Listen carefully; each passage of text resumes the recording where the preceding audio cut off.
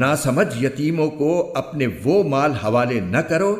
جن کو اللہ نے تمہارے لیے زندگی کا سرمایہ بنایا ہے، ہاں ان کو ان میں سے کھلاؤ اور پہناؤ اور ان سے مناسب انداز میں بات کر لو، اور یتیموں کو جانچتے رہو یہاں تک کہ جب وہ نکاح کے لائق عمر کو پہنچ جائیں، تو اگر تم یہ محسوس کرو کہ ان میں سمجھداری آ چکی ہے تو ان کے مال انہی کے حوالے کر دو،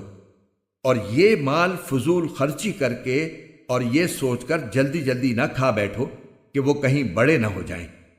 اور یتیموں کے سرپرستوں میں سے جو خود مالدار ہو وہ تو اپنے آپ کو یتیم کا مال کھانے سے بالکل پاک رکھے، ہاں اگر وہ خود محتاج ہو تو معروف طریقہ کار کو ملحوظ رکھتے ہوئے کھا لے، پھر جب تم ان کے مال انہیں دو تو ان پر گواہ بنا لو،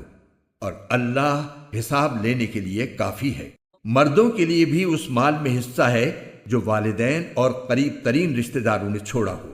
اور عورتوں کے لیے بھی اس مال میں حصہ ہے جو والدین اور قریب ترین رشتہ داروں نے چھوڑا ہو، چاہے وہ ترکہ تھوڑا ہو یا زیادہ،